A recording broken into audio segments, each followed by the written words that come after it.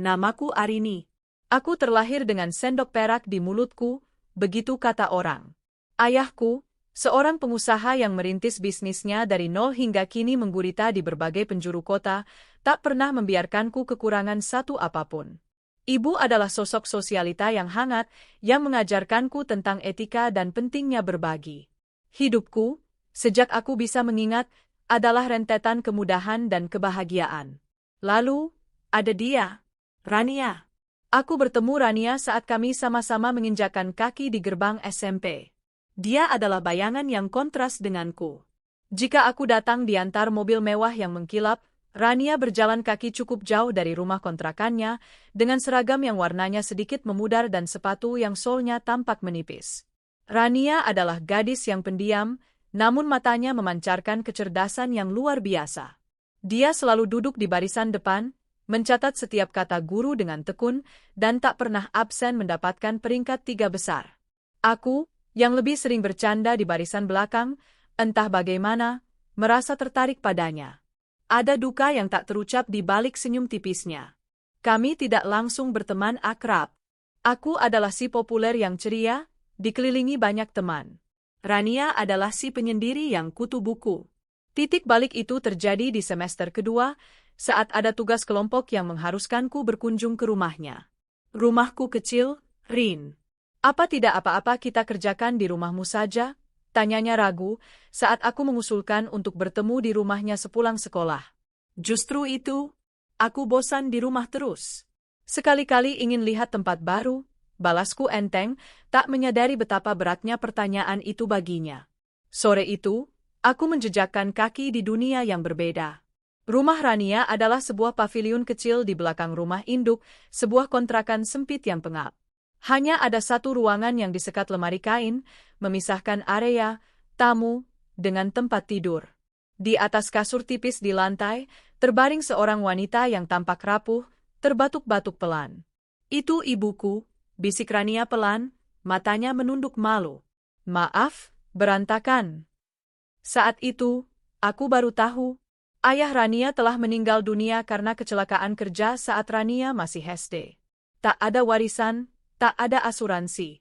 Ibunya, yang sejak dulu sakit-sakitan, harus banting tulang menjadi buruh cuci untuk menghidupi mereka berdua. Namun, setahun terakhir, penyakit paru-parunya semakin parah, membuatnya lebih sering terbaring daripada bekerja. Lalu, kalian hidup dari mana? Tanyaku pelan, hatiku mencelos. Rania tak menjawab. Dia hanya menunjuk ke arah tumpukan kerupuk mentah di sudut ruangan. Aku mengambil upah menggoreng kerupuk tetangga. 1 kantong besar Rp1.000, ujarnya. Aku terdiam. Di usiaku yang baru 13 tahun, aku tak pernah tahu ada kehidupan sekeras ini. Temanku, gadis terpandai di kelasku, harus menggoreng kerupuk hingga larut malam demi sesuap nasi dan obat untuk ibunya. Malam itu, aku tidak bisa tidur. Bayangan wajah lelah Rania dan batuk ibunya terus terngiang. Aku tidak bisa membiarkan ini. Esok paginya, saat sarapan, aku memberanikan diri. Ayah, panggilku. Ya, sayang. Tumben pagi-pagi sudah serius, jawab ayah sambil menyesap kopinya. Aku punya teman. Namanya Rania. Dia pintar sekali, ayah. Tapi hidupnya susah. Ayahnya sudah meninggal, ibunya sakit parah. Mereka tinggal di kontrakan sempit. Rania harus menggoreng kerupuk untuk makan. Aku menceritakan semuanya, dengan air mata yang mulai menggenang. Aku melihat raut wajah ayah berubah. Ayahku, di balik penampilannya yang tegas, memiliki hati yang paling lembut. Ayah, bolehkah kita bantu mereka? Aku tidak minta apa-apa lagi untuk ulang tahunku tahun ini. Aku hanya ingin Rania bisa sekolah dengan tenang, pintaku. Ayah menatapku lama. Lalu, beliau tersenyum. Ayah bangga padamu, Arini. Tentu saja kita bantu. Hari itu, hidup Rania berubah selamanya. Ayah tidak hanya memberinya bantuan ala kadarnya. Beliau memindahkan Rania dan ibunya ke sebuah rumah kecil yang layak di kompleks dekat rumah kami. Seluruh biaya pengobatan ibu Rania ditanggung penuh, dirawat oleh dokter terbaik. Dan Rania, ayah memberinya uang saku bulanan, membelikannya buku-buku baru, dan berjanji akan menyekolahkannya setinggi yang dia mau. Syaratnya hanya satu, kata ayahku pada Rania saat itu, jangan kecewakan Arini. Jadilah teman yang baik untuknya, dan belajarlah yang benar. Anggap kami keluargamu sendiri. Aku tak pernah melihat Rania menangis sekeras itu. Dia bersimpuh di kaki ayah dan ibuku, berterima kasih tanpa henti. Sejak saat itu, Rania menjadi bagian dari keluargaku. Dia bukan lagi teman SMP-ku. Dia adalah adikku. Dia lebih sering tinggal di rumahku daripada di rumahnya sendiri. Kamar kami bersebelahan. Kami berbagi baju, berbagi makanan di meja yang sama. Apa yang aku makan, itu pula yang dia makan. Seragamnya tak lagi pudar, sepatunya tak lagi berlubang. Saat liburan sekolah, kemanapun keluargaku pergi, Rania selalu ikut. Entah itu ke Bali, Singapura, atau sekadar berlibur ke villa di puncak. Ayah dan ibu tak pernah membedakan kami. Kalian adalah dua putri ayah, begitu ayah selalu berkata. Rania membalas semua kebaikan itu dengan prestasi yang cemerlang. Nilainya selalu sempurna. Dia menjadi kebanggaan sekolah, dan tentu saja, kebanggaan keluargaku. Dia adalah sosok adik yang sempurna, penurut, hormat, dan sangat menyayangiku. Setidaknya, itu yang aku kira. Kami tumbuh bersama, bahu-membahu. Aku melindunginya dari anak-anak yang usil, dan dia membantuku belajar untuk ujian. Kami berjanji untuk selalu ada bagi satu sama lain. Kamu adalah kakak terbaik di dunia, Rin, ujarnya suatu malam saat kami belajar bersama di kamarku. Dan kamu adalah adik terbaik, balasku, sambil memeluknya erat. Kami tak terpisahkan. Ikatan kami terasa lebih kuat dari darah. Aku tak pernah menyangka, di balik pelukan hangat itu, di balik tatapan penuh terima kasih itu, tersembunyi benih lain. Benih yang kelak akan tumbuh menjadi duri paling tajam, yang ditancapkan tepat di jantungku masa SMA berlalu secepat angin. Aku dan Rania melewatinya dengan nilai-nilai yang cemerlang, meski dengan cara yang berbeda. Aku cemerlang karena fasilitas, bimbingan belajar privat, dan buku-buku impor yang ayah sediakan. Rania cemerlang karena api di dalam dirinya, api yang membakar tekadnya untuk mengubah nasib. Di hari kelulusan, kami berdua naik ke panggung. Aku sebagai lulusan terbaik di bidang non-akademik, Rania sebagai peraih nilai murni tertinggi di seluruh angkatan. Malam itu, ayah mengadakan pesta perayaan kecil di rumah. Jadi, apa rencana dua putri ayah ini setelah ini? Tanya ayah, menatap kami bergantian.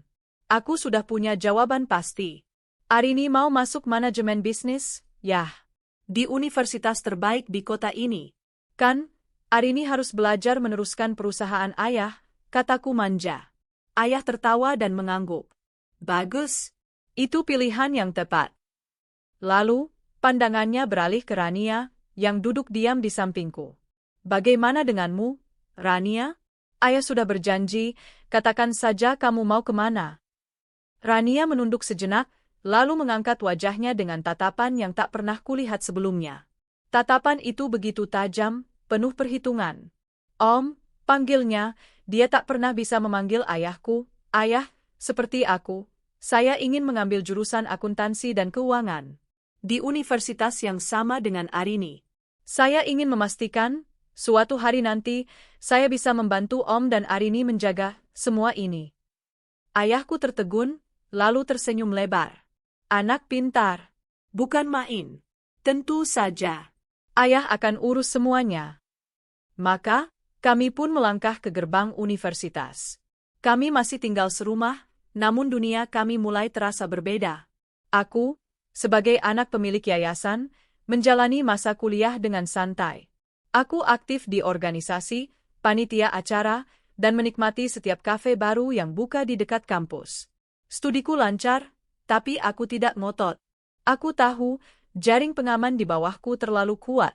Rania adalah sebaliknya. Dia melahap setiap buku di perpustakaan. Dia tidak hanya belajar, dia membedah ilmunya. Dia mengambil kelas tambahan, mengikuti seminar akuntansi, dan menjadi asisten dosen favorit di tahun keduanya. Penampilannya yang dulu kusam kini bermetamorfosis. Dengan dana bulanan yang sama denganku, Rania mengubah dirinya. Dia tidak lagi memakai pakaian, lungsuran, dariku. Dia membeli pakaiannya sendiri, Kemeja-kemeja katun yang rapi, rok span yang elegan, dan sepatu hak rendah yang membuatnya tampak profesional. Dia cantik, dan kini, kecantikannya terpancar. Kecerdasan membuatnya bersinar. Rania, ayo ikut. Ada pensi seru malam ini, ajakku suatu sore. Dia menggeleng pelan dari balik laptopnya. Maaf, Rin. Aku harus menyelesaikan analisis laporan keuangan untuk studi kasus besok. Kamu bersenang-senang saja, ya? Nanti ceritakan padaku. Aku mulai terbiasa dengan penolakan halusnya. Kami tetaplah kakak adik, tapi kami seperti tinggal di zona waktu yang berbeda. Aku di masa kini, menikmati masa muda. Dia di masa depan, membangun fondasinya. Kesehatannya ibunya, berkat perawatan terbaik yang dibiayai ayah, semakin stabil. Beban di pundak Rania seolah terangkat satu persatu, membiarkannya fokus 100% pada tujuannya, menjadi yang terbaik. 4 tahun berlalu. Kami lulus bersamaan. Aku lulus dengan predikat, sangat memuaskan. Rania lulus sebagai lulusan terbaik universitas, summa cum laude, dengan IPK nyaris sempurna. Di hari wisudanya, dia memberikan pidato. Di atas mimbar, disaksikan ribuan orang, dia menatap ke arah keluargaku duduk. Saya tidak akan berdiri di sini tanpa kemurahan hati sebuah keluarga, katanya, suaranya bergetar namun tegas. Keluarga Bapak Handoko, dia menyebut nama ayahku, dan sahabat saya, saudari saya, Arini. Mereka mengajariku bahwa kebaikan itu ada. Dan saya berjanji, akan mendedikasikan hidup saya untuk membalas kebaikan itu dengan seluruh kemampuan yang saya miliki. Ayah dan ibu menangis haru. Aku bertepuk tangan paling kencang, meneriakkan namanya. Aku begitu bangga padanya. Adikku berhasil. Tentu saja, ayah langsung menepati janjinya.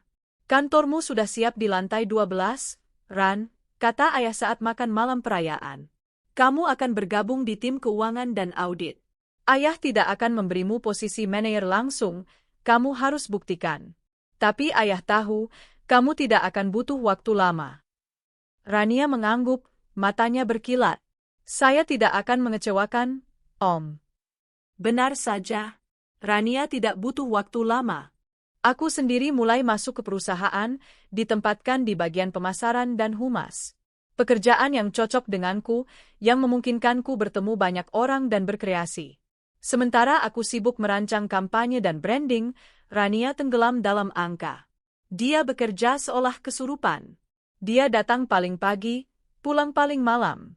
Dia menemukan kebocoran-kebocoran anggaran yang selama ini tidak disadari, merapikan sistem pajak perusahaan, dan dalam 1 tahun, dia berhasil meningkatkan efisiensi keuangan hingga 15%. Rania menjadi bintang baru di perusahaan. Karyawan lain segan padanya. Para direktur memujinya.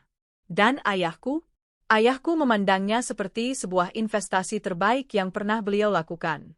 Lihat, Arini. Rania itu aset berharga kita, kata ayah suatu hari. Dia tajam, teliti, dan loyal. Tepat seperti yang ayah butuhkan untuk menjaga perusahaan ini. Aku tersenyum. Tentu, yah, dia kan adikku. Rania semakin sering mendampingi ayah dalam rapat-rapat penting. Penampilannya semakin matang. Tak ada lagi sisa-sisa gadis kontrakan yang menggoreng kerupuk. Yang ada kini adalah Rania, seorang eksekutif muda yang brilian, cantik, dan penuh percaya diri. Aku bahagia untuknya. Sungguh. Saat itu, aku sama sekali tidak tahu bahwa di balik loyalitas yang dia tunjukkan pada ayah, di balik tatapan terima kasih yang dia berikan padaku, ambisi yang lebih gelap sedang menunggu untuk diberi makan. Dan muara yang kami tuju, ternyata bukanlah perusahaan keluarga, melainkan seorang pria. Pria yang akan segera masuk ke dalam hidupku dan menghancurkan segalanya. 2 tahun berlalu sejak aku dan Rania bekerja di Handoko Group. Aku menikmati posisiku di divisi pemasaran. Aku banyak berurusan dengan klien, media, dan merancang citra perusahaan.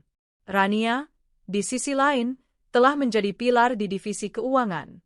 Dalam 2 tahun, dia sudah menjabat sebagai asisten manajer audit, sebuah pencapaian luar biasa yang membuatnya semakin disegani. Ayahku sering berkata, Arini adalah wajah perusahaan, Rania adalah penjaga berangkasnya. Kami berdua adalah tim yang sempurna. Lalu, dia datang.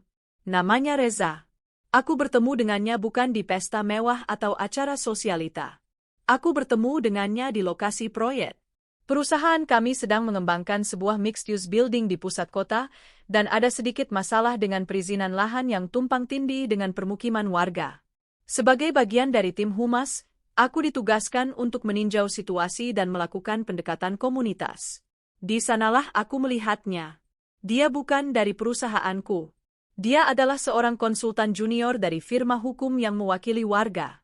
Dia tinggi, tegap, dengan kemeja lengan panjang yang digulung rapi hingga ke siku. Wajahnya tegas, namun matanya memancarkan ketenangan. Saat itu, dia sedang berbicara dengan para warga, menjelaskan poin-poin hukum dengan bahasa yang sabar dan mudah dimengerti. Dia tidak berteriak, tidak memprovokasi. Dia bernegosiasi.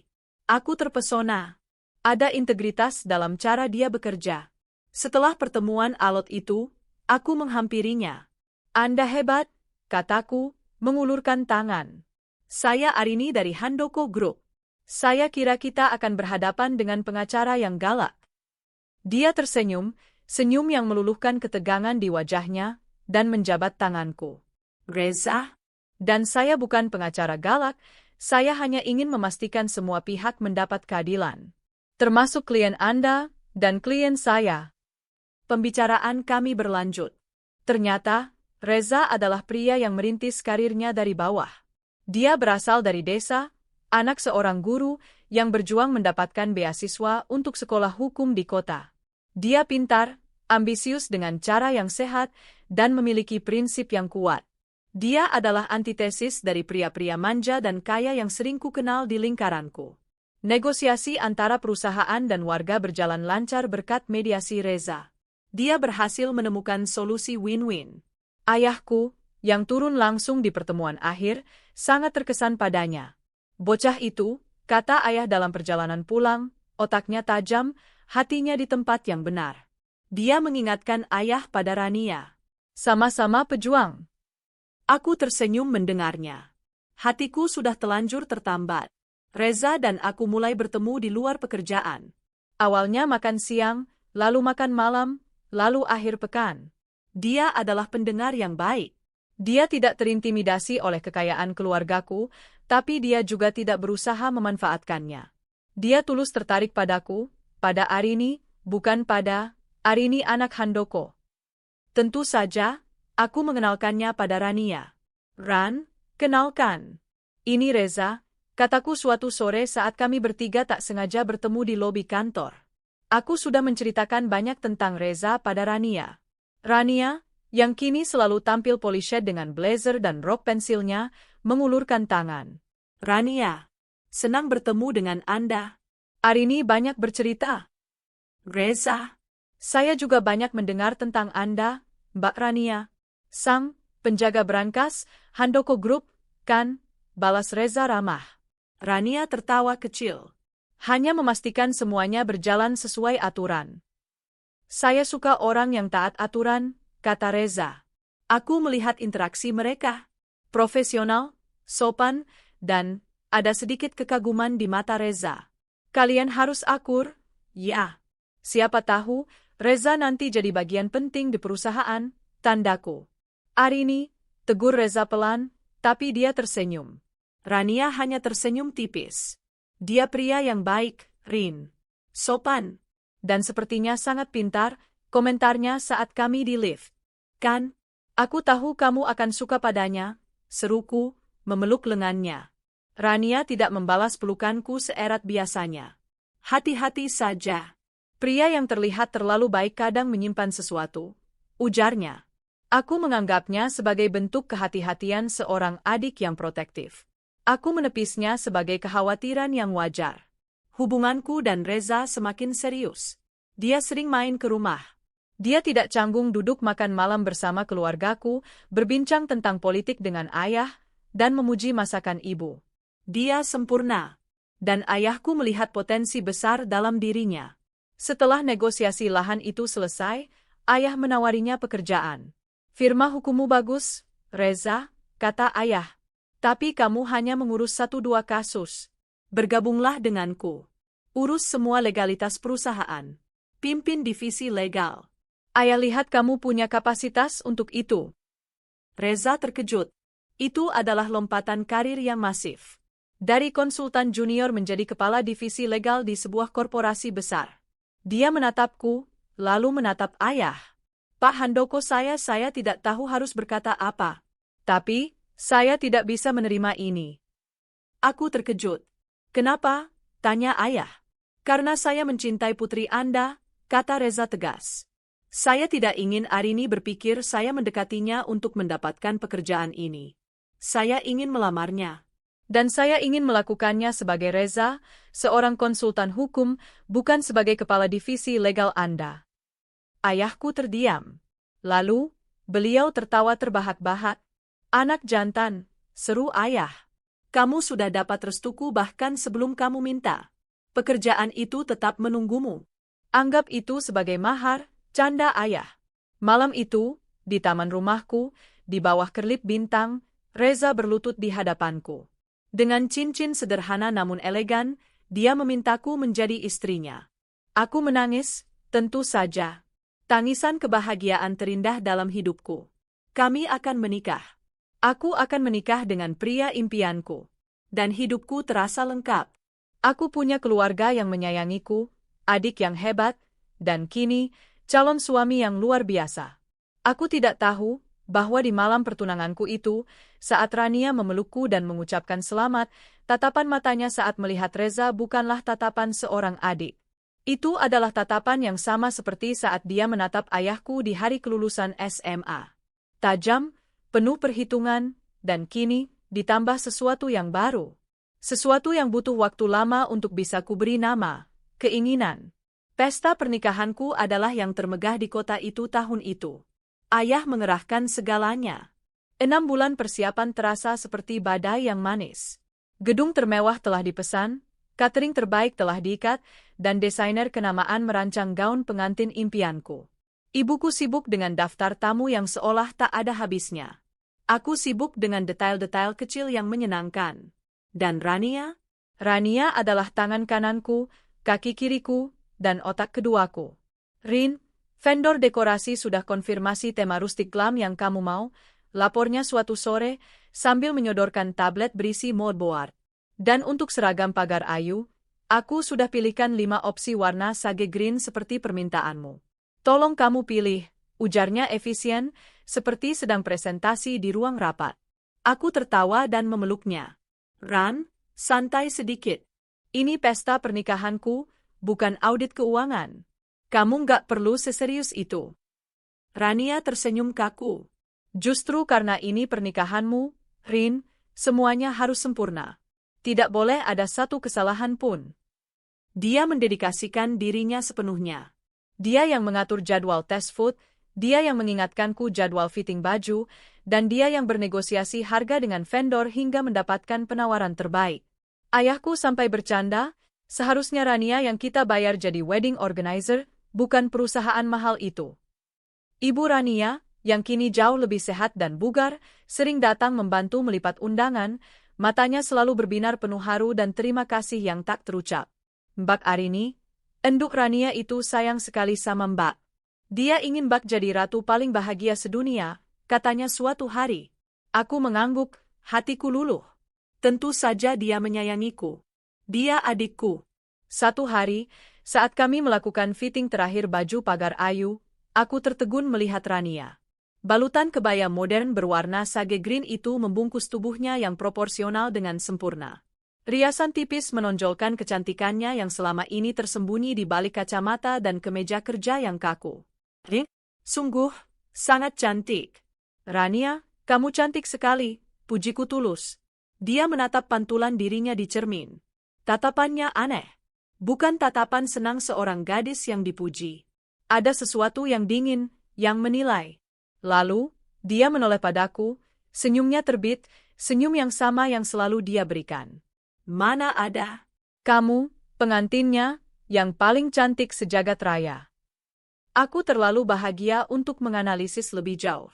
Lalu, hari itu tiba. Aku berjalan di altar, digandeng oleh ayahku. Di ujung sana, Reza berdiri, tampak tak nyata dalam setelan jas hitamnya yang gagah. Matanya tak berkedip menatapku, seolah aku adalah satu-satunya wanita di dunia. Ijab kabul diucapkan dengan satu tarikan napas yang mantap.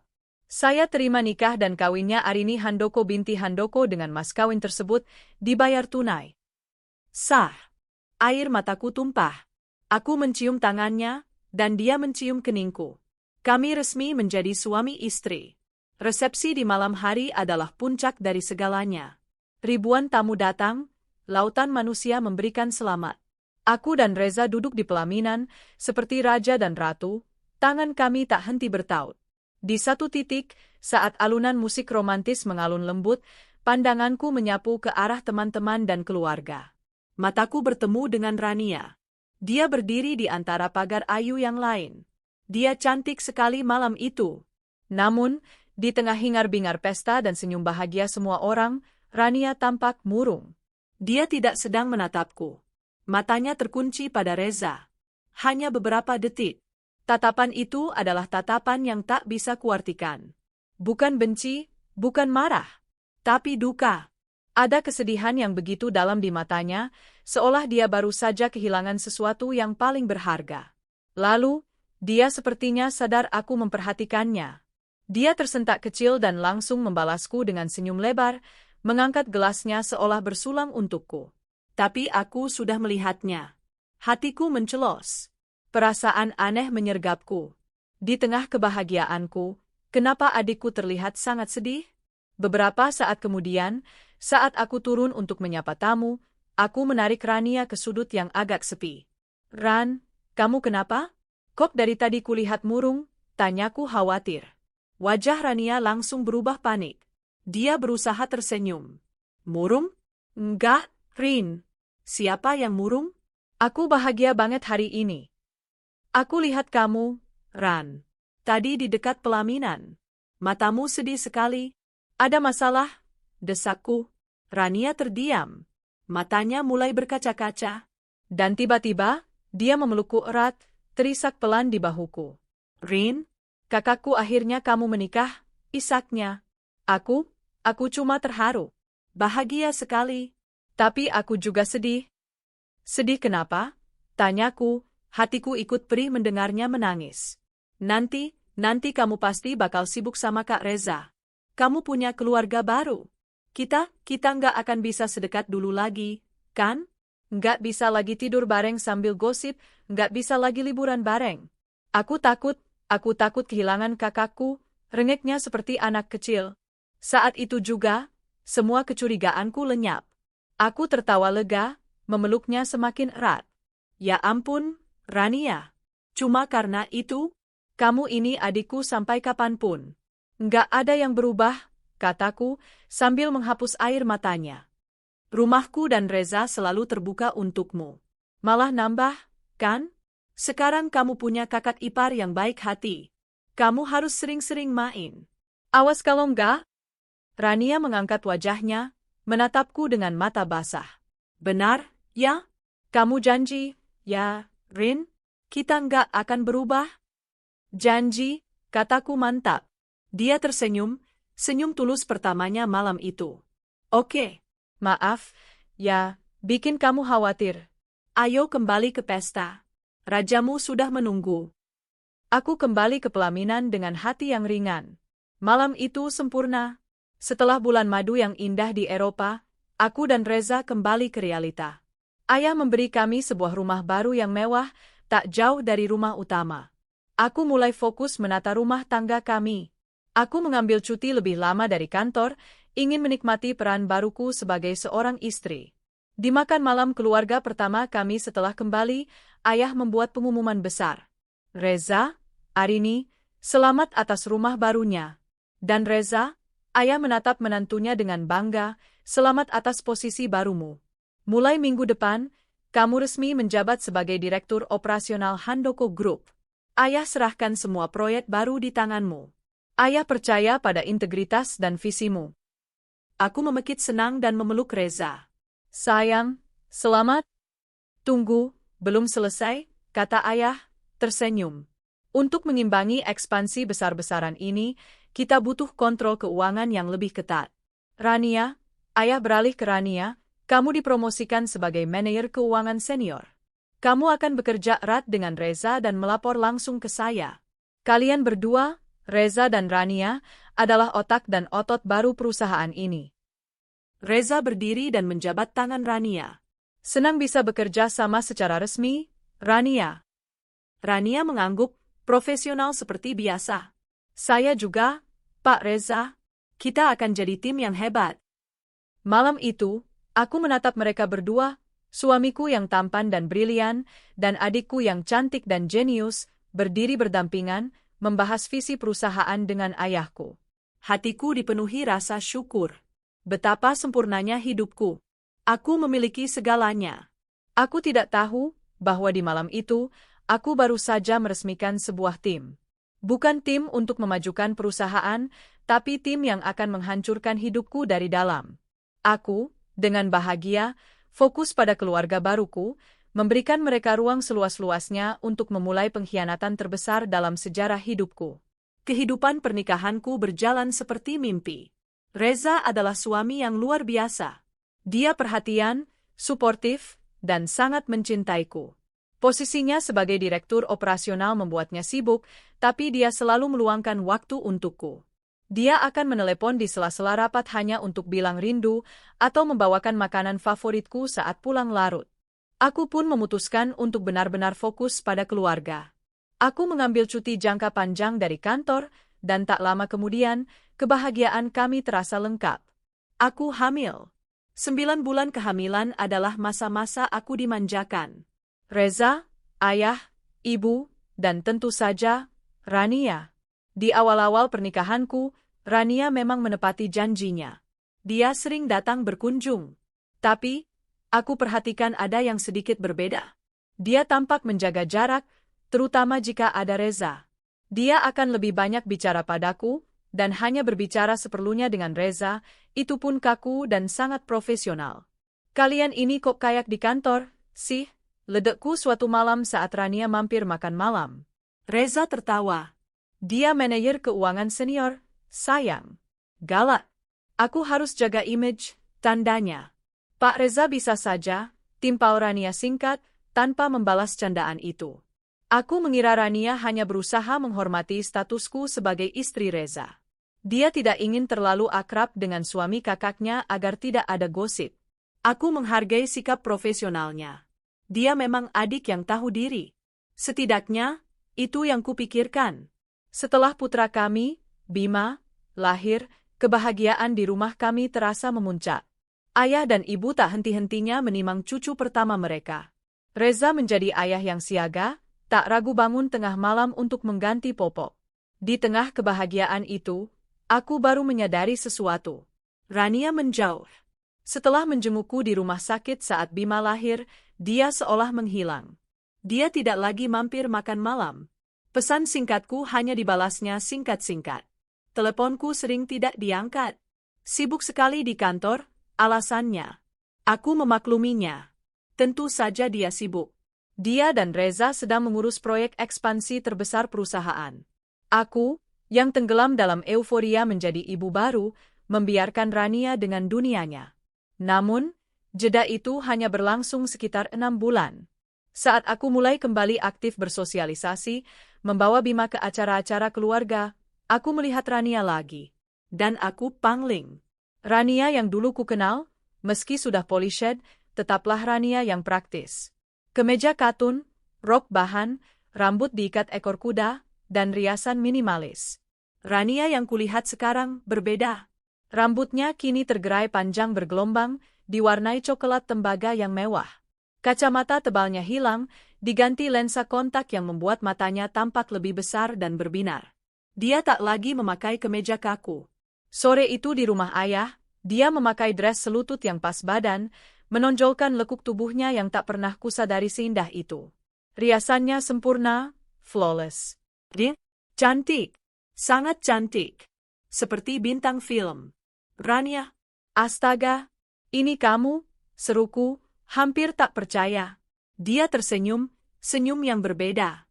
Bukan lagi senyum profesional yang kaku, tapi senyum yang menggoda. Kenapa, Rin? Jelek, ya? Jelek? Kamu cantik banget. Sejak kapan kamu berubah begini? Dan kenapa menjauh dariku? Tanyaku sambil mencubit lengannya. Dia tertawa. Enggak menjauh. Kan aku sibuk sekali di kantor, Kak. Urusan proyek baru itu benar-benar menyita waktu. Soal penampilan, ya, sesekali boleh, kan? Bosan juga pakai kemeja terus. Malam itu, Reza pulang lebih dulu dari kantor dan bergabung dengan kami di rumah ayah. Aku melihat momen saat mata Reza bertemu dengan Rania versi baru. Suamiku tertegun sejenak. Sangat singkat, hanya sepersekian detik. Tapi aku melihatnya. Wow, Rania, puji Reza. Tampilan baru? Kamu terlihat hebat. Terima kasih, Pak Reza, jawab Rania, dan kali ini ada nada yang berbeda. Tidak lagi kaku. Ada nada main-main di sana. Bapak juga terlihat segar malam ini. Aku, yang polos, ikut tertawa. Nah, gitu, dong. Akrab. Kan sudah kubilang, jangan kaku-kaku kayak di kantor. Sejak malam itu, Rania tidak lagi menjauh. Justru sebaliknya. Dia menjadi tamu paling rutin di rumahku. Hampir setiap pulang kerja, mobilnya pasti mampir. Aku cuma mau lihat ponakanku yang ganteng, katanya, sambil membawakan Bima mainan impor terbaru. Aku bawakan secake favoritmu, Rin, katanya di lain hari. Tadi ada klien kasih parcel buah, aku antar ke sini saja, ya, daripada busuk di apartemenku, katanya lagi. Rania selalu punya alasan untuk datang. Dan dia selalu datang di jam-jam rawan, jam pulang kantor. Seringkali, dia tiba 5 menit sebelum Reza. Kadang, mereka bahkan pulang bersamaan. Nggak sengaja ketemu di basement kantor, Rin. Tadi kami habis rapat maraton, jelas Reza suatu kali. Iya, Kak, capek banget. Sekalian saja aku nebeng Pak Reza. Timpal Rania, padahal aku tahu dia membawa mobilnya sendiri. Aku terlalu bahagia dengan peran baruku sebagai ibu. Aku terlalu sibuk dengan Bima. Aku senang rumahku ramai. Aku senang adikku kembali akrab denganku. Aku senang suamiku dan adikku bisa bekerja sama sebagai tim yang solid. Aku tidak melihat kejanggalan. Aku tidak melihat bagaimana Rania selalu, tak sengaja, menyentuh lengan Reza saat tertawa.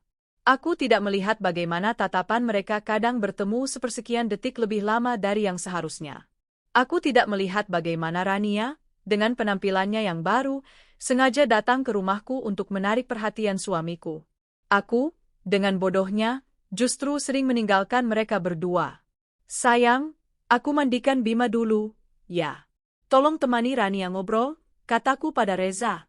Atau, Ran, kamu di sini dulu, ya, sama Kak Reza. Aku mau siapkan makan malam.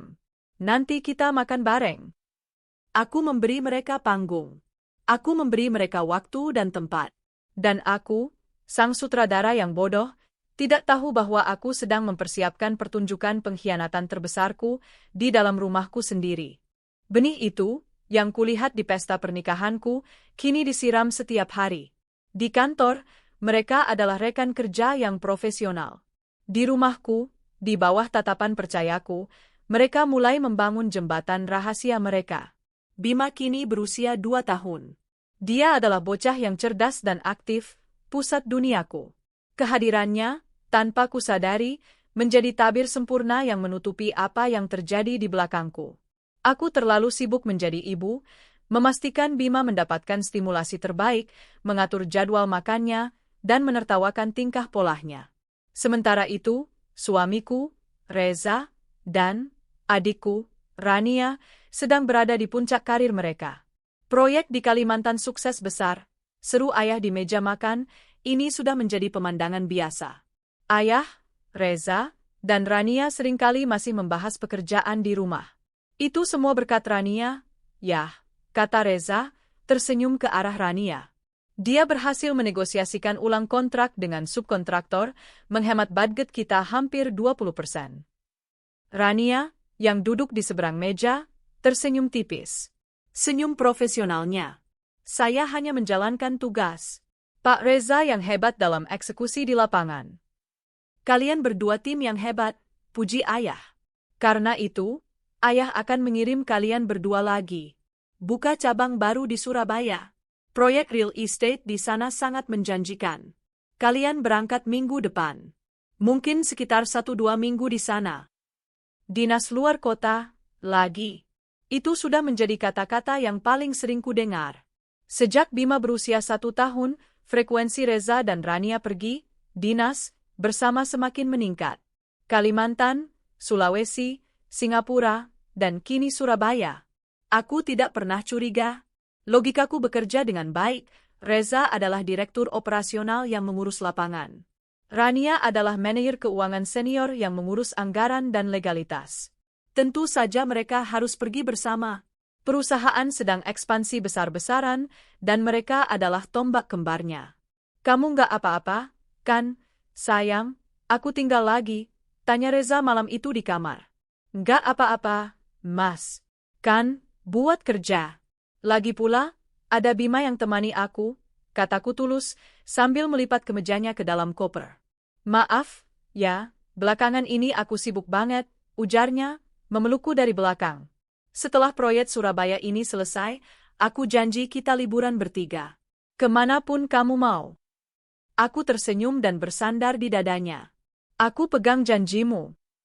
Aku tidak tahu bahwa dinas luar kota itu adalah liburan mereka. Mereka tidak pernah tinggal di hotel yang terpisah. Mereka tidak pernah benar-benar menghabiskan waktu di lokasi proyek selama yang mereka katakan. Mereka menggunakan uang perusahaan ayahku, untuk membiayai perselingkuhan mereka. Mereka menyewa villa pribadi, makan malam romantis di restoran termahal, dan berbelanja barang-barang mewah. Mereka berdua menertawakan kebodohanku di belakang. Kecurigaan pertamaku baru muncul sekitar 3 bulan setelah proyek Surabaya itu. Saat itu adalah ulang tahun Reza. Aku sudah merencanakan pesta kejutan besar-besaran di rumah kami. Aku mengundang semua kolega dan teman. Tentu saja, ayah, ibu, dan Rania adalah tamu kehormatan. Di puncak acara, saatnya membuka kado. Aku, dengan bangga, memberikan hadiahku. Sebuah jam tangan mewah edisi terbatas yang sudah kuinden sejak 6 bulan lalu. Sayang, selamat ulang tahun, seruku. Reza membukanya dan matanya berbinar. Luar biasa, Arini. Ini jam yang kamu inginkan, potongku sambil tersenyum.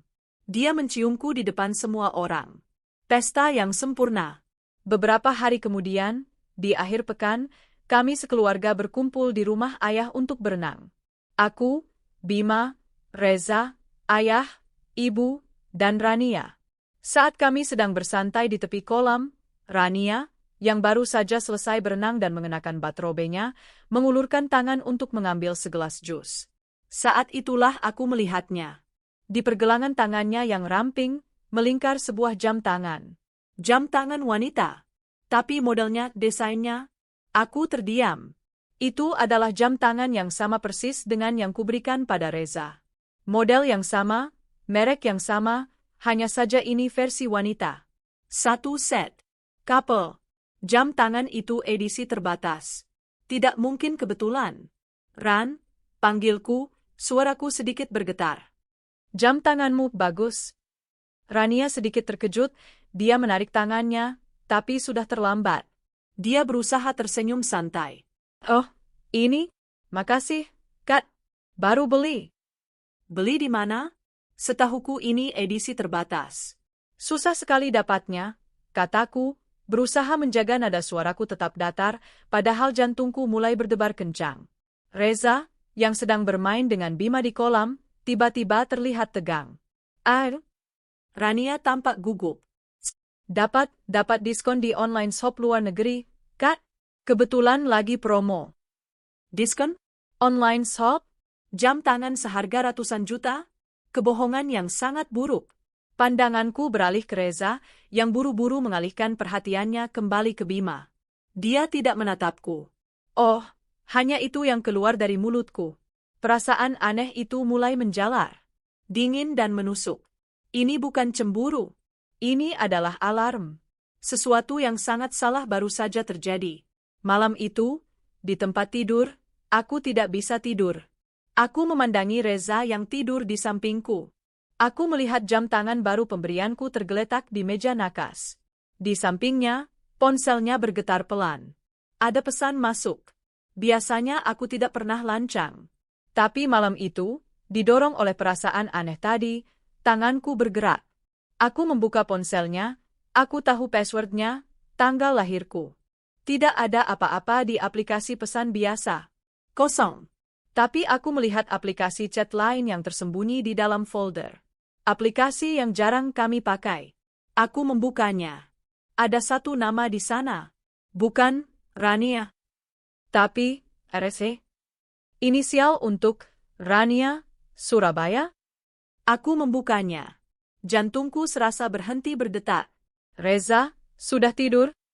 Terkirim 10 menit yang lalu, RSBY, belum. Nggak bisa tidur. Kepikiran tadi siang. Reza, kenapa? Karena jamnya? RSD, Arini curiga. Aku tahu tatapan matanya. Dia tahu itu jam couple. Reza, tenang. Dia nggak punya bukti apa-apa. Kamu sudah jawab dengan baik tadi. RSBY, aku nggak suka ini. Mas, aku merasa bersalah sama Mbak Arini. Reza, SSH jangan merasa bersalah. Kita tidak bisa melawan perasaan ini. Kamu tahu aku mencintaimu, Ran. RSB, aku juga mencintaimu, Mas Reza. Sangat. Napasku tercekat di tenggorokan. Duniaku runtuh saat itu juga. Suamiku, adikku, di belakangku. Aku ingin berteriak. Aku ingin membangunkan Reza dan menghajarnya. Aku ingin lari ke rumah Rania dan menjambak rambutnya. Tapi aku tidak melakukannya. Dengan tangan gemetar, aku meletakkan kembali ponsel itu. Aku menghapus jejakku. Aku kembali ke tempat tidur dan mematung, menatap langit-langit kamar yang gelap. Aku tidak akan gegabah. Mereka bilang aku tidak punya bukti? Baik, akan kucari buktinya. Akan kubuat mereka mengaku. Ini adalah pertempuran. Dan aku, Arini Handoko, tidak akan kalah di rumahku sendiri. Malam setelah aku membaca pesan di ponsel Reza, aku tidak tidur. Aku berbaring kaku di sampingnya, mendengarkan napasnya yang teratur. Napas seorang pengkhianat yang tidur dengan tenang. Kemarahan, rasa sakit, dan mual silih berganti menghantamku. Aku ingin menjerit, membangunkannya, dan melemparkan ponsel itu ke wajahnya.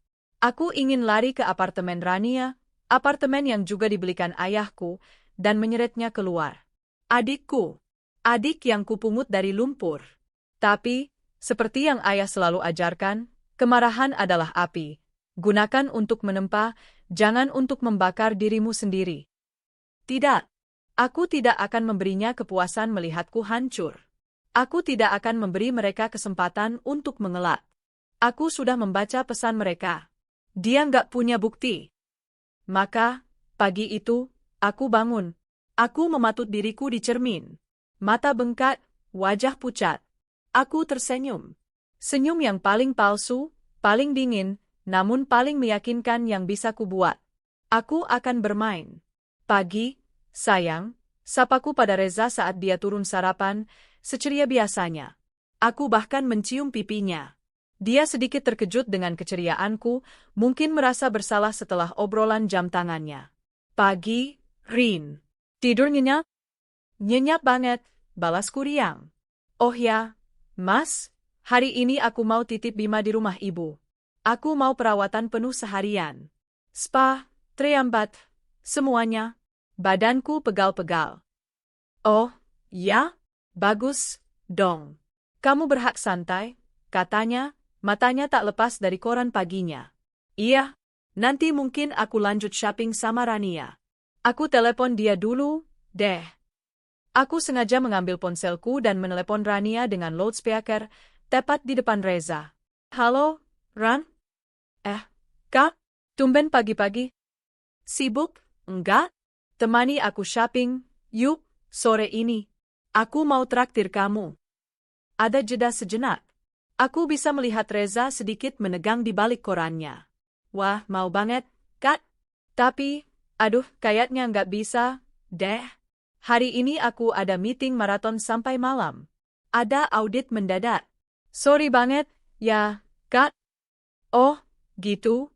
Yah, padahal aku lagi baik hati mau traktir, loh, kataku dengan nada kecewa yang kubuat-buat. Ya sudah, deh. Next time, ya. Semangat kerjanya. Aku menutup telepon dan menatap Reza. Sibuk banget dia? Kasihan. Reza mengangguk, cepat-cepat menghabiskan kopinya. Iya, audit itu memang berat. Aku juga harus berangkat. Hari ini ada rapat penting di luar. Oke, hati-hati di jalan. Ya, Mas, kataku, mengantarnya ke pintu. Permainan dimulai. Aku tidak pergi ke spa. Aku mengantar Bima ke rumah ibuku, memeluknya erat. Bima main sama Eyang dulu, ya. Bunda ada urusan penting. Lalu, aku kembali ke rumah. Rumahku sendiri. Aku memarkir mobilku di garasi, tapi aku tidak masuk ke rumah. Aku berjalan kaki ke pos satpam kompleks, memesan taksi online, dan pergi ke kedai kopi di seberang jalan, yang jendelanya menghadap langsung ke gerbang rumahku. Aku menunggu. 1 jam. 2 jam. Aku memesan kopi kedua. Hatiku berdebar, bercampur antara harapan bahwa aku salah dan keyakinan bahwa aku benar. Pukul 11.30 siang. Sebuah mobil hatchback putih yang sangat kukenal, mobil Rania, berbelok dan berhenti di depan gerbang rumahku. Jantungku serasa dicabut. Dia bilang dia ada meeting maraton. Dia bilang ada audit. Gerbang otomatis terbuka. Mobil Rania masuk. Bukan sebagai tamu, tapi sebagai seseorang yang memiliki akses. Dia bahkan tidak perlu turun. Reza, yang bilang ada rapat di luar, pasti ada di dalam. Membukakan gerbang untuk adik kesayanganku. Aku duduk di sana, mematung. Ini dia. Bukti pertamaku. Mereka berbohong di waktu yang bersamaan untuk bisa bertemu di rumahku. Aku harus masuk. Aku harus memergoki mereka. Aku membayar kopi, berlari menyeberang jalan, dan berdiri di depan gerbang rumahku. Aku gemetar hebat. Aku menekan bel. Tidak ada jawaban. Aku menekan lagi, lebih keras, lebih lama. Aku tahu mereka di dalam. Mereka pasti panik. Aku mengambil ponselku dan menelepon Reza. Ditolak. Aku menelepon Rania. Ditolak. Cukup. Aku membuka tas, mengambil kunciku sendiri. Aku membuka pintu pagar kecil dan berlari ke pintu utama. Tanganku gemetar hebat saat memasukkan kunci. Pintu terbuka. Mas Reza, panggilku, suaraku menggema di rumah yang sepi. Tidak ada jawaban. Rania, aku tahu kamu di dalam. Hening. Aku naik ke lantai 2. Kamar tidur utama. Pintu tertutup. Bodoh. Aku berjalan ke sana, mendorong pintunya. Kamar itu kosong. Rapi. Tidak ada tanda-tanda apapun. Di mana mereka? Lalu aku mendengar suara tawa kecil. Bukan dari kamar. Dari ruang kerja Reza? Ruang kerja yang ada di sebelah kamar tamu. Aku berjalan pelan. Pintu ruang kerja itu sedikit terbuka. Aku mengintip. Dan duniaku berhenti berputar untuk kedua kalinya. Reza duduk di sofa besar di ruang kerjanya. Rania duduk di pangkuannya. Tidak. Bukan duduk biasa. Mereka berciuman. Bukan ciuman curi-curi. Itu ciuman yang dalam, putus asa, dan penuh gairah. Tangan Reza memegang erat pinggang Rania, sementara tangan Rania melingkar di leher suamiku. Aku tidak bisa bernapas. Rasanya ada yang mencekik leherku. Aku ingin muntah. Aku melangkah mundur, dan tanpa sengaja, bahuku membentur guci tinggi di lorong. Prah! Guci itu pecah berkeping-keping. Suara di dalam ruangan itu berhenti seketika. Detik berikutnya, pintu terbuka lebar. Reza dan Rania keluar, wajah mereka pucat pasi seperti mayat. Baju Rania sedikit berantakan, dan bibirnya bengkak. Arini, seru Reza, matanya melotot ngeri. Mbak Arini. Rania langsung berlutut, menangis histeris. Mbak, ini nggak seperti yang Mbak lihat. Ini dia. Kalimat yang sudah kusiapkan. Oh, ya? Tanyaku, suaraku terdengar asing, dingin, bahkan di telingaku sendiri. Lalu, apa yang kulihat, Rania? Tadi, Rania tergagap, air matanya deras. Tadi aku pusing, Mbak. Aku pusing mau pingsan, terus Pak Reza? Pak Reza bantu aku dia. Dia bantu kamu dengan cara ciuman, potongku tajam. Enggak, bukan. Reza mengambil alih, suaranya panik. Dia pusing, sayang. Dia mau jatuh. Aku panik. Aku pegang dia. Mungkin terlihat seperti, tapi itu tidak sengaja. Kalian berdua, kataku pelan, menatap mereka satu persatu. Kalian pikir aku bodoh? Mbak Arini, sumpah, Mbak. Rania merangkak, berusaha memegang kakiku. Aku nggak mungkin hianati Mbak. Mbak sudah seperti kakakku. Tadi itu, refleks, Pak Reza cuma bantu. Aku pusing karena audit. Refleks, pingsan, audit. Kebohongan mereka begitu menghinaku. Mereka bahkan tidak bisa membuat alasan yang lebih baik. Aku menatap suamiku. Pria yang kucintai. Pria yang menjadi ayah dari anakku. Wajahnya penuh kebohongan. Aku menatap adikku. Gadis yang kuinati dari kemiskinan. Wajahnya dipenuhi air mata buaya. Aku tidak akan berteriak. Aku tidak akan menangis di depan mereka. Aku tersenyum. Senyum yang membuat mereka berdua merinding. Oh, kataku. Kalau begitu, lain kali kalau kamu pusing, Rania, minum obat. Jangan malah ciuman sama suami orang.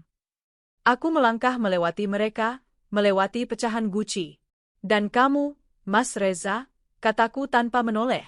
Tolong panggil Bibi untuk bersihkan ini. Berantakan sekali. Sama seperti kelakuan kalian. Aku berjalan menuruni tangga, mengambil kunci mobilku, dan pergi dari rumah itu. Aku tidak memberi mereka waktu untuk menjawab. Aku menangis sejadi-jadinya di dalam mobil.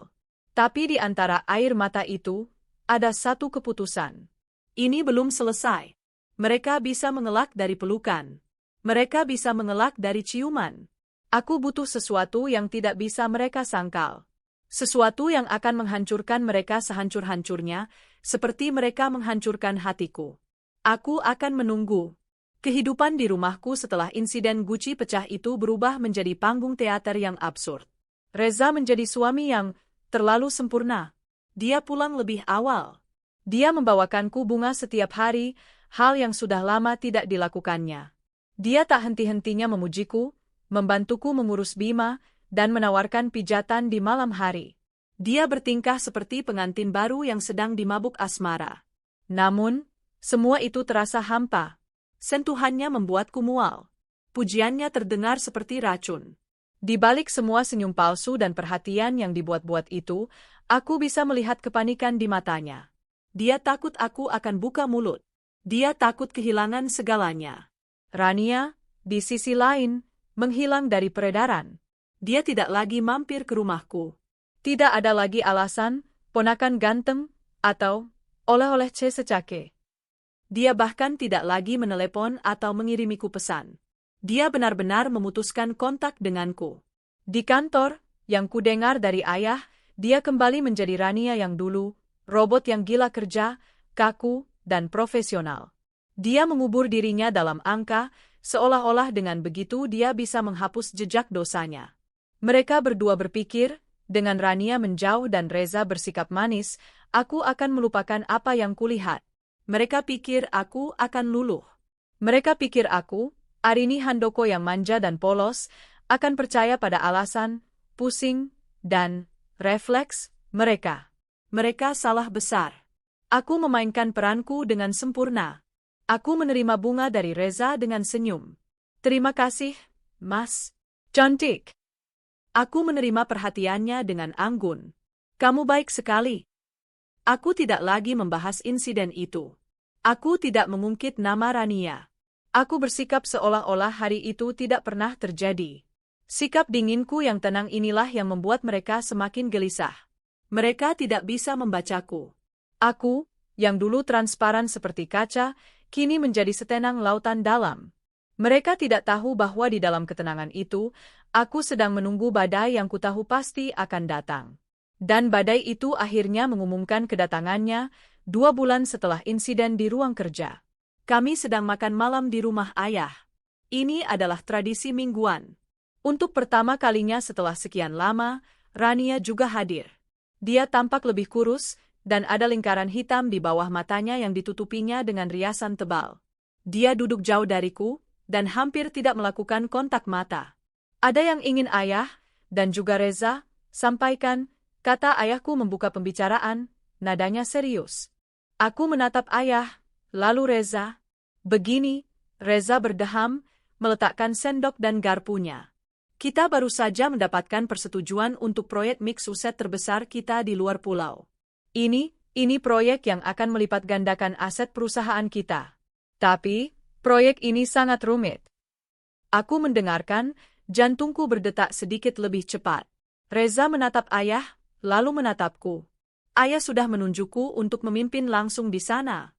Aku harus pergi untuk mengawal fase pertama ini. Ini sangat krusial. Berapa lama? Tanyaku, suaraku datar. Reza menarik napas. 1 bulan. Mungkin lebih sedikit. Tapi aku harus standby penuh di sana selama minimal 1 bulan, sayang. 1 bulan. Aku menahan napasku. Aku melihat Rania di seberang meja. Dia sedang menunduk, memilin-milin serbet di pangkuannya. Dia tidak terkejut. Tentu saja. Dia adalah bagian dari rencana ini. 1 bulan itu lama sekali, Mas, kataku pelan. Bima pasti akan kangen. Aku tahu, sayang, katanya, meraih tanganku. Tapi ini untuk masa depan kita. Untuk Bima. Setelah ini selesai, aku janji, posisiku akan jauh lebih kuat di perusahaan, dan kita bisa berlibur panjang. Ayah mengangguk-angguk, wajahnya berseri-seri. Ayah bangga sekali dengan rencanamu, Za. Ini langkah besar. Kamu harus fokus. Jangan khawatirkan yang di sini, ada ayah yang menjaga Arini dan Bima. Ayahku yang tidak tahu apa-apa. Yang tidak tahu bahwa dia baru saja memberi restu pada menantunya untuk pergi berbulan madu dengan anak angkatnya. Aku tersenyum. Kalau memang itu yang terbaik untuk perusahaan ayah, aku dukung. Makan malam itu berlanjut dengan obrolan bisnis yang tak ku mengerti. Hatiku sudah membeku. Jadi, ini rencana mereka. Mereka akan kabur bersama dengan alasan pekerjaan. Keesokan harinya, aku sengaja datang ke kantor ayah dengan alasan ingin menjemputnya makan siang. Aku sedang duduk di ruang tunggu di depan ruangan ayah ketika Rania datang. Dia tampak pucat, berjalan sedikit tergesa, seolah tidak melihatku. Rania, panggilku. Dia terlonjak kaget. Mbak Arini. Ada apa, Mbak? Mau ketemu ayah? Tanyaku. Iya, Mbak. Ada yang mau aku sampaikan, katanya gugup. Masuk saja. Ayah ada di dalam. Rania masuk ke ruangan ayah. Aku tidak ikut masuk. Aku hanya berdiri di dekat pintu yang sedikit terbuka. Ku dengar suara Rania, terdengar lemah dan bergetar. Maaf, Om saya? Kenapa, Ran? Kamu sakit? Kok pucat sekali? Suara ayah terdengar khawatir. Iya, Om. Beberapa hari ini saya nggak enak badan. Pusing terus. Tadi pagi saya periksa ke dokter, katanya saya kecapean sekali. Imun saya drop. Saya takut penyakit lama ibu saya. Penyakit lama ibunya. Senjata pamungkas. Ya ampun, Rania, seru ayah. Sudah, kamu jangan mikir kerja dulu. Justru itu, Om. Saya mau minta izin cuti. Mungkin agak lama. Saya mau pulang dulu ke rumah ibu di kampung. Dia menyebut rumah yang ayah berikan. Saya mau istirahat total di sana sampai saya sembuh. Saya janji, setelah sembuh, saya akan langsung kembali kerja. Ayahku, yang berhati emas, tentu saja luluh. Rania, kamu ini sudah seperti anak ayah sendiri. Tentu saja ayah izinkan. Jangan pikirkan soal waktu.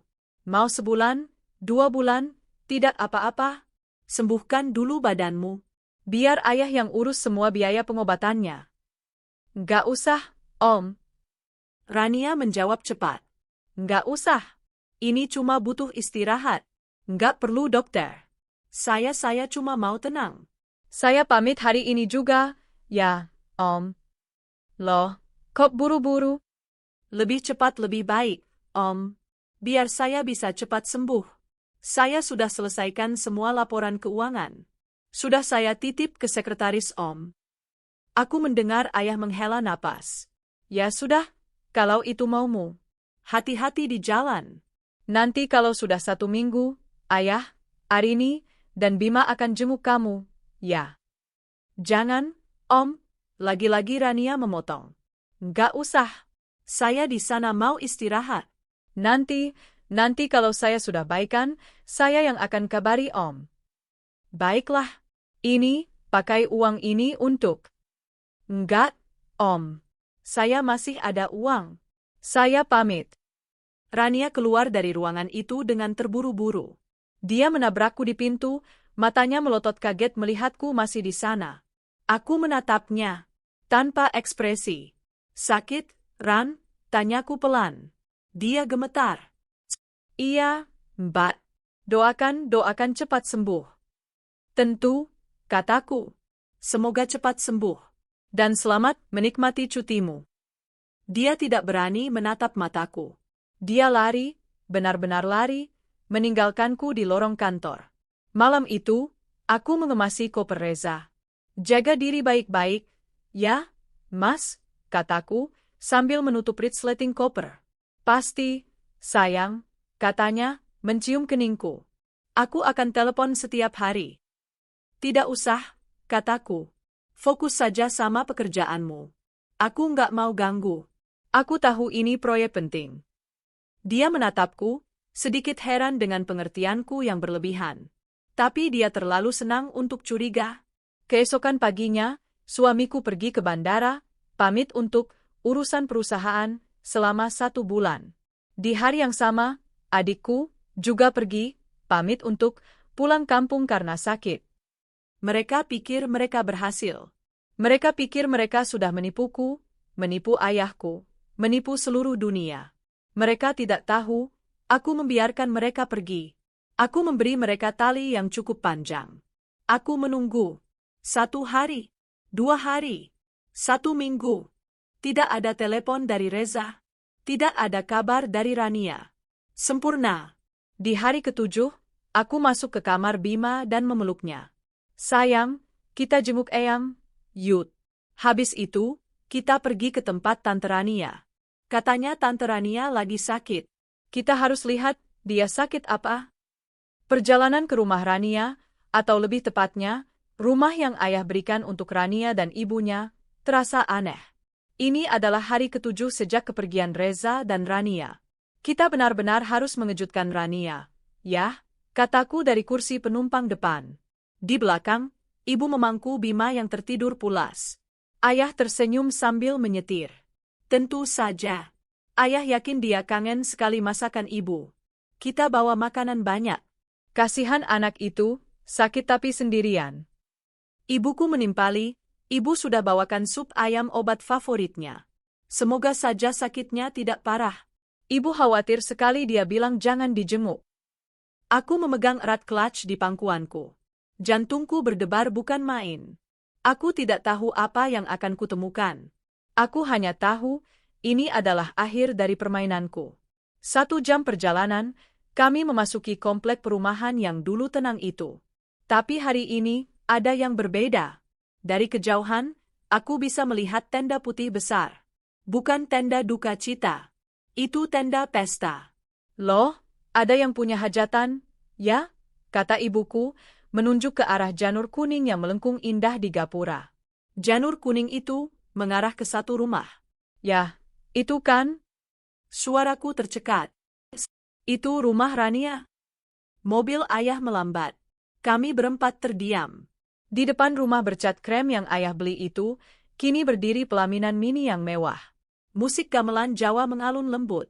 Puluhan mobil tamu terparkir rapi di sepanjang jalan. Pesta? Rania sedang pesta? Ayahku bergumam, kebingungannya terlihat jelas. Siapa yang menikah? Mungkin tetangganya, ya? kata ibu, mencoba positif. Tapi tenda itu jelas-jelas berpusat di halaman rumah Rania. Ata? Rania menikah? Tanyaku, suaraku terdengar bodoh. Ayah menatapku. Menikah? Tanpa memberitahu kita? Kita yang membiayai hidupnya? Yang sudah seperti keluarga? Itu tidak mungkin, Arini. Jantungku berdentum semakin keras. Sesuatu yang sangat busuk sedang terjadi. Ayah memarkir mobilnya agak jauh, masih dengan wajah bingung dan sedikit tersinggung. Ayo, kita turun. Kita harus tahu apa yang terjadi. Ini tidak sopan. Kami berempat turun. Bima, yang baru bangun, kugandeng tangannya. Kami berjalan pelan menuju gerbang yang terbuka lebar, dihiasi bunga-bunga segar. Suasana di dalam begitu meriah. Para tamu, yang tidak kami kenali satupun, tampak bahagia, menikmati hidangan prasmanan yang mewah. Kami melangkah masuk. Tak ada yang menyambut kami. Kami seperti tamu tak diundang. Permisi cari Rania? Tanya ayah pada seorang wanita parubaya yang tampak sibuk. Oh, Mbak Rania? Itu, ada di pelaminan. Silakan, Pak, Bu, katanya ramah. Kami berjalan, mengikuti arah yang ditunjuk, melewati kerumunan tamu. Dan kemudian, kami melihatnya. Di atas pelaminan yang didominasi warna putih gading, Rania duduk. Dia, bidadari. Mengenakan kebaya pengantin adat Jawa yang begitu mewah, riasan paes di wajahnya membuatnya tampak agung dan asing. Dia tersenyum, menyalami tamu yang naik memberi selamat. Aku tertegun. Jadi benar.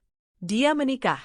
Adikku, yang katanya sakit dan cuti, ternyata sedang melangsungkan pernikahan. Kenapa dia tidak memberitahu kami? Bagaimana bisa? Rania, panggil ayahku, suaranya mulai naik. Rania, yang sedang tertawa, menoleh ke sumber suara. Senyumnya mati seketika. Wajahnya berubah pucat pasi di balik riasan tebal itu. Matanya melotot ngeri, seolah melihat hantu. Ibunya, yang duduk di kursi di sebelah pelaminan, menjatuhkan gelas minumnya. Tapi bukan itu yang membuat duniaku runtuh. Bukan Rania yang menjadi pusat kengerianku, melainkan sosok yang berdiri di sampingnya. Sosok yang juga terdiam kaku, menatap kami dengan horor yang sama. Sosok gagah yang mengenakan beskap pengantin yang serasi dengan kebaya Rania. Dia adalah pengantin prianya. Dia adalah Reza, suamiku. Reza, yang seharusnya berada di luar pulau. Yang pamit untuk mengurus proyek perusahaan. Yang berjanji akan meneleponku setiap hari. Napasku terhenti. Rasanya paru-paruku diremas. Waktu berhenti berputar.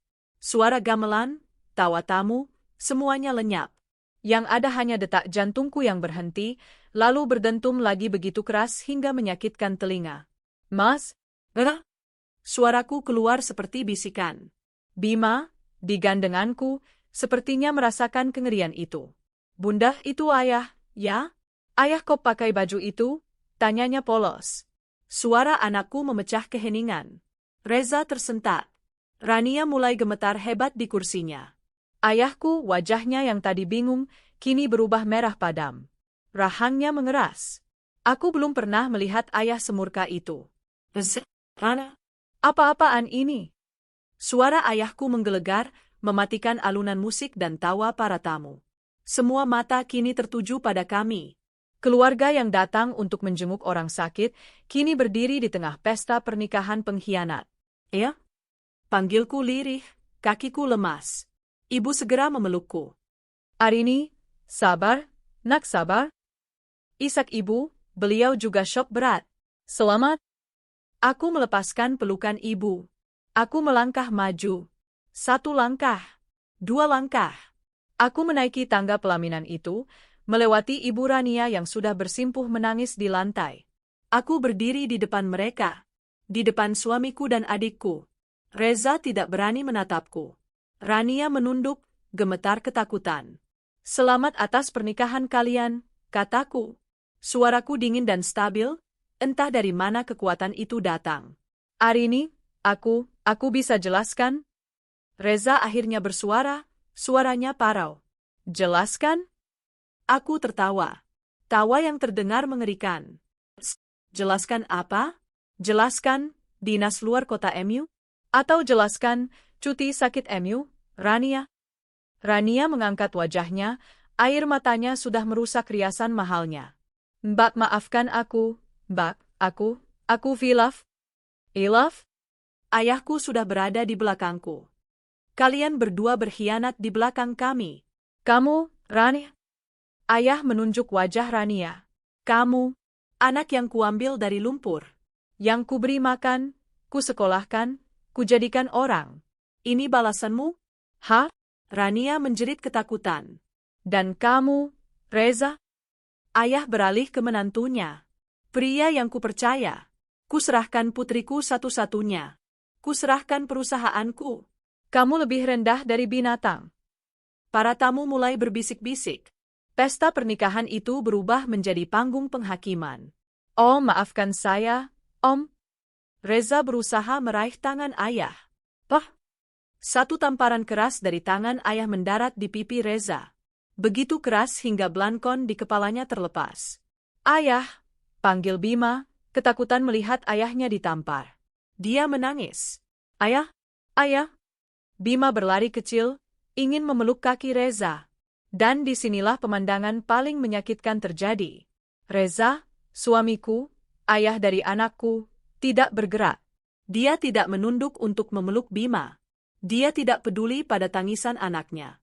Matanya hanya tertuju pada ayah, penuh ketakutan akan nasibnya. Aku menarik Bima ke dalam pelukanku. Sayang sama bunda. Bima menangis di dadaku, tapi matanya tetap menatap ayahnya yang diam mematung. Ayahku memandang berkeliling ke semua tamu. Kalian semua lihat. Lihat kedua pengkhianat ini. Laki-laki ini, ayah menunjuk Reza, adalah suami dari putri saya. Dan wanita ini, ayah menunjuk Rania, adalah anak angkat yang sudah kami besarkan. Aula itu gempar. Ayah, ya? Lirihku, malu ini menjadi tontonan. Biar mereka malu. Ayah menatap Reza dan Rania bergantian. Dengar kalian berdua, mulai detik ini. Ayah menunjuk Reza. Kamu, Reza, kamu bukan lagi menantuku. Kamu bukan lagi direktur di perusahaanku. Kamu kupecat. Kembalikan semua fasilitas, mobil, kartu kredit. Dan jangan pernah tunjukkan wajahmu di depan putriku atau cucuku lagi. Kamu akan kembali ke orang tuamu di desa tanpa membawa apapun. Lutut Reza lemas. Dia hampir jatuh terduduk. Lalu ayah menatap Rania. Tatapan ayah padanya adalah yang paling menakutkan. Itu tatapan kecewa yang teramat dalam. Dan kamu, Rania, desis ayah. Bantuan untuk ibumu, berhenti hari ini. Rumah yang kalian tempati, akan kutarik besok. Dan kamu, tentu saja, kupecat. Ibu Rania pingsan seketika. Rania meraung. Bukan lagi tangisan, tapi raungan putus asa. Dia bersujud, memeluk kaki ayah. Jangan, Om, jangan. Ampun, Om, kami bisa mati. Ibu saya? Ayah menarik kakinya dengan kasar. Dulu kamu juga hampir mati, Rania. Tapi aku menolongmu. Sekarang, kamu yang memilih jalan ini. Nikmati pernikahan kalian. Ayah berbalik. Arini, Ibu, Bima. Kita pulang. Ayah menggandeng ibu. Aku menggendong Bima yang masih sesembuhkan. Kami berjalan keluar dari pesta neraka itu. Di belakang kami, aku bisa mendengar suara Rania yang menjerit-jerit memanggil namaku dan nama ayah. Aku bisa mendengar suara Reza yang mencoba menenangkan para tamu yang mencemooh mereka. Aku tidak menoleh. Saat kami masuk ke mobil, aku menatap bayangan rumah itu. Rumah yang dulu kubeli bersama Rania, penuh tawa. Kini menjadi saksi kehancuranku.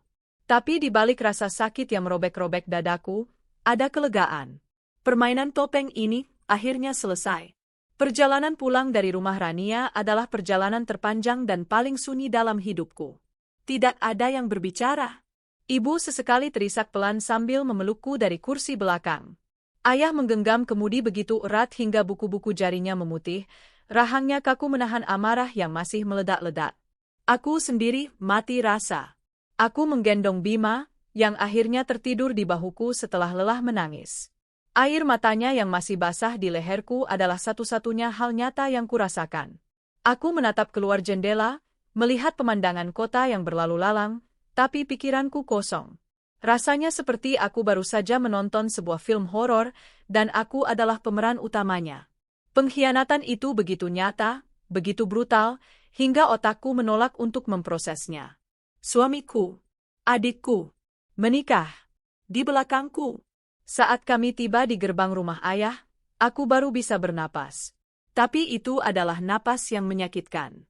Kita pulang, bisikku pada Bima yang masih tertidur, lebih untuk meyakinkan diriku sendiri. Malam itu, ayah tidak membiarkanku sendirian. Beliau duduk bersamaku di ruang tengah yang luas, sementara ibu menidurkan Bima di kamar tamu. "Arini," panggil ayah pelan, suaranya kini tidak lagi meledak-ledak, melainkan syarat akan luka dan penyesalan. "Maafkan ayah." Aku menoleh. "Kenapa ayah minta maaf?" "Ayah tidak salah." "Ayah salah," katanya, menatap kedua tangannya. "Ayah yang membawa ular itu ke rumah kita. Ayah yang membesarkannya. Ayah yang memberinya taring. Dan ayah yang menyerahkanmu pada serigala berbulu domba." Air mataku, yang sejak tadi kutahan, akhirnya luruh. Aku menangis bukan karena Reza atau Rania. Aku menangis karena melihat ayahku, pria terkuat yang kukenal, merasa bersalah atas kebodohanku. Aku memeluknya. "Bukan salah ayah. Ini takdir Arini."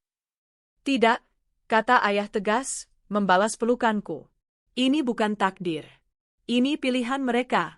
Dan mereka akan membayar pilihan itu." Hari berikutnya, ayah bergerak cepat. Beliau tidak menunggu 1 hari pun. Pengacara keluarga dipanggil. Surat pemecatan resmi untuk Reza dan Rania diketik. Surat perceraian untukku disiapkan. Reza tidak bisa dihubungi. Dia dan Rania seolah ditelan bumi setelah pesta pernikahan mereka yang hancur. Tapi ayah tidak peduli. Dalam 1 minggu, semuanya selesai. Surat cerai tergeletak di mejaku. Aku menandatanganinya tanpa ragu. Ayah memastikan aku mendapatkan hak asuh penuh atas Bima. Reza tidak berhak atas apapun. Perjanjian pranikah yang dulu kuanggap tak penting, kini menjadi penyelamatku. Dia tidak mendapatkan sepeser pun dari harta Handoko Group. Ayah memanggil orang tua Reza dari desa. Mereka datang dengan wajah bingung dan ketakutan. Ayah menjelaskan semuanya. Apa yang terjadi? Apa yang dilakukan putra mereka? Mereka hanya bisa menangis dan meminta maaf. Reza, yang akhirnya muncul setelah seminggu bersembunyi, entah di mana, dijemput paksa oleh orang tuanya di lobi kantor ayah. Dia tampak kuyu, tidak lagi gagah. Dia hanya menatapku dari kejauhan dengan tatapan yang tak bisa kuartikan. Aku hanya berdiri di sana, menggendong Bima. "Bima, ayah?" Bima merentangkan tangan kecilnya. Aku menahan napasku, menunggunya. Inilah kesempatannya. Kesempatan terakhirnya untuk menjadi seorang ayah. Tapi Reza, di bawah tatapan tajam ayahku dan tarikan tangan ibunya, hanya menunduk. Dia berbalik dan berjalan pergi. Dia bahkan tidak menoleh untuk mengucapkan selamat tinggal pada putranya. Hati Bima hancur. Dan hatiku, yang kupikir sudah tak bisa lebih sakit lagi, teriris melihatnya. Ayah pergi, isak Bima di pelukanku. Aku memeluknya erat. "Iya, sayang. Ayah pergi, tapi Bunda ada di sini. Eyang ada di sini. Kita akan baik-baik saja." Reza kembali ke desanya, persis seperti saat dia datang, tidak membawa apa-apa. Mobil dinas, kartu kredit, jam tangan mewah, yang kuberikan, semuanya ditarik paksa oleh orang suruhan ayah. Bagaimana dengan Rania? Dia dan ibunya lebih buruk. Rumah itu ditarik. Petugas keamanan mengunci rumah itu, memberi mereka waktu 1 hari untuk mengemasi barang-barang pribadi mereka. Semua fasilitas kesehatan ibunya dicabut saat itu juga. Rekening gajinya di perusahaan dibekukan untuk audit, memastikan dia tidak menggelapkan uang sepeser pun. Mereka benar-benar jatuh. Dari pelaminan mewah, langsung ke trotoar jalanan. Jatuh yang jauh lebih keras, lebih hina, daripada rasa sakit hatiku. Ayahku memastikan mereka tidak hanya kehilangan materi, tapi juga kehormatan. Kudengar dari orang-orang, mereka hidup dalam penderitaan. Ibunya Rania sakitnya kambuh, tapi tak ada lagi biaya untuk dokter mahal. Rania, dengan reputasi yang sudah hancur lebur sebagai pelakor dan pengkhianat, tidak bisa mendapatkan pekerjaan di manapun. Mereka hidup dalam penyesalan yang abadi. Sementara mereka jatuh, aku harus bangkit.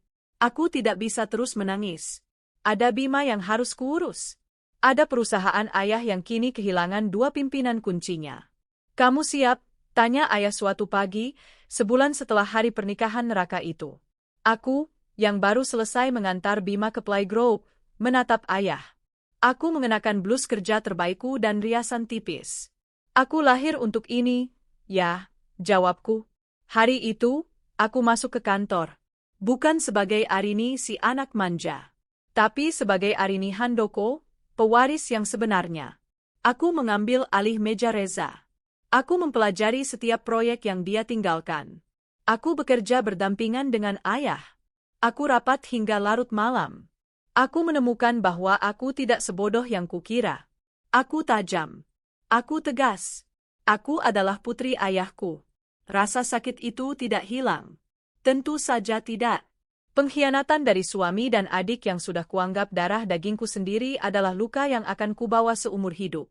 Tapi luka itu tidak lagi menguasaiku. Aku mengubahnya menjadi kekuatan. Setiap kali aku merasa lelah, aku teringat pada tangisan Bima yang mencari ayahnya.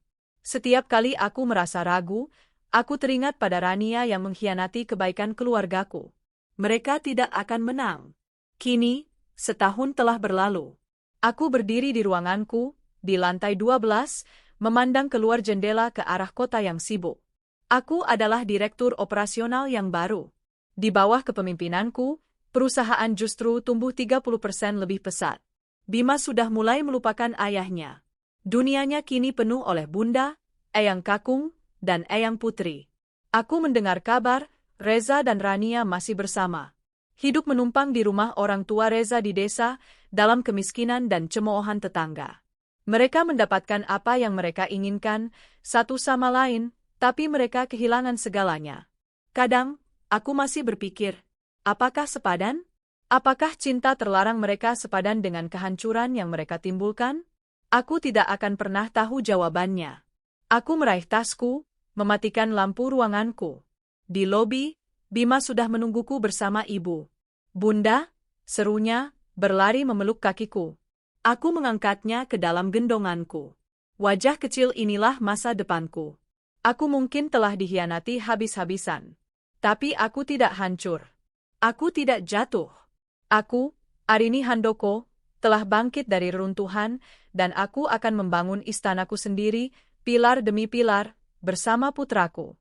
12 tahun telah berlalu. Waktu adalah penyembuh yang ajaib, sekaligus hakim yang paling adil. Waktu tidak menghapus masa lalu, tapi ia merapikan duri-duri tajamnya, membungkusnya dalam beludru ingatan hingga tak lagi mampu melukai. Aku berdiri di balkon kamarku, bukan lagi di rumah ayah, tapi di istanaku sendiri.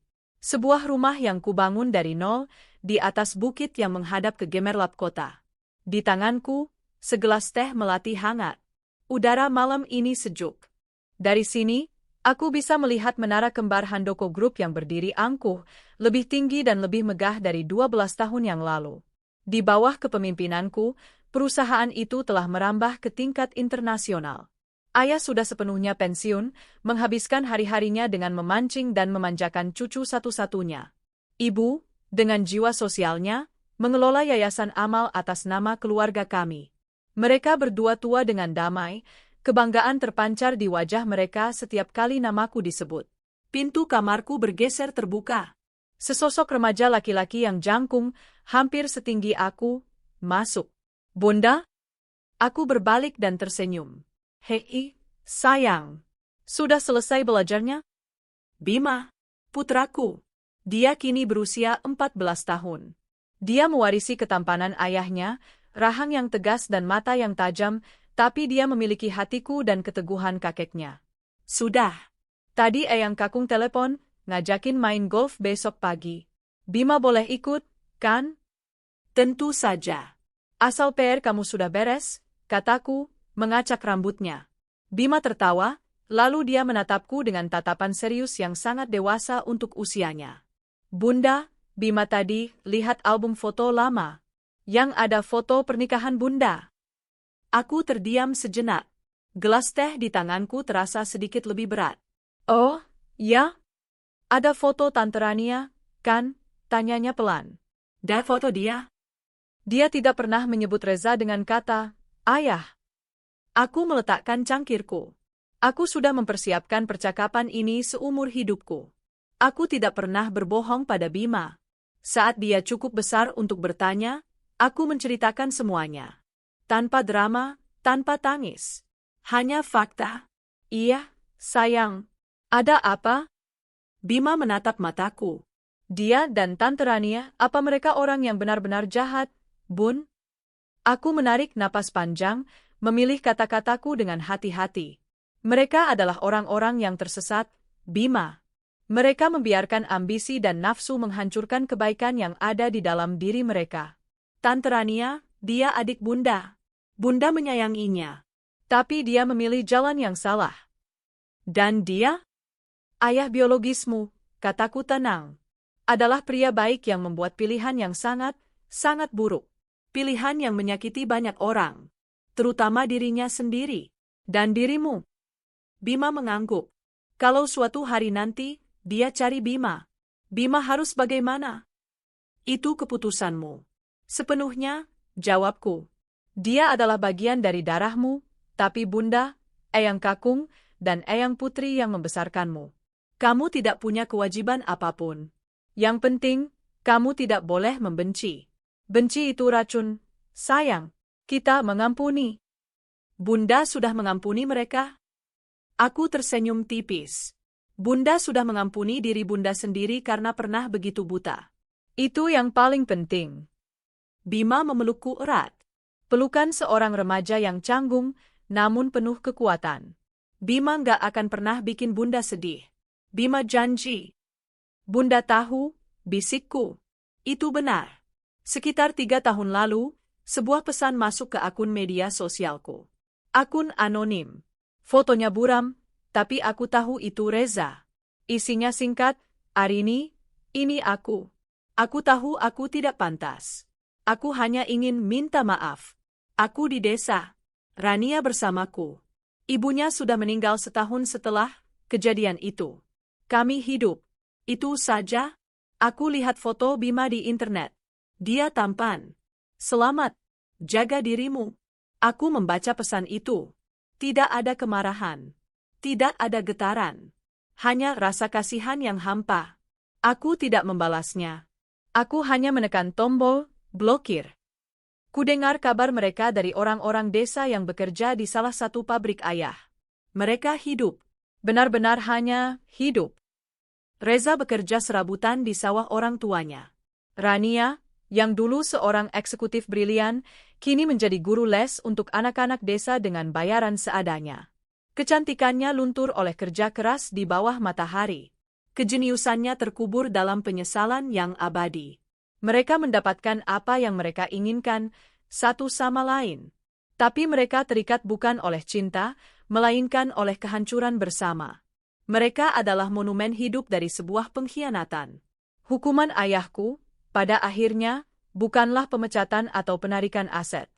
Hukuman terberat adalah membiarkan mereka hidup dengan pilihan yang telah mereka buat.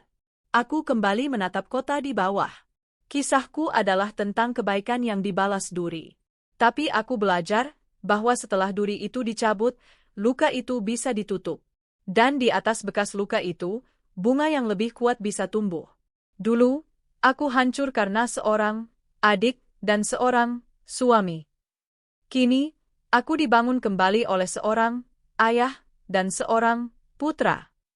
Runtuhan itu telah lama kutinggalkan. Istana yang kubangun di atasnya, pilarnya adalah Bima, ayah, dan ibu. Dan fondasinya adalah aku. Arini Handoko. Yang selamat, yang bangkit, dan yang akhirnya utuh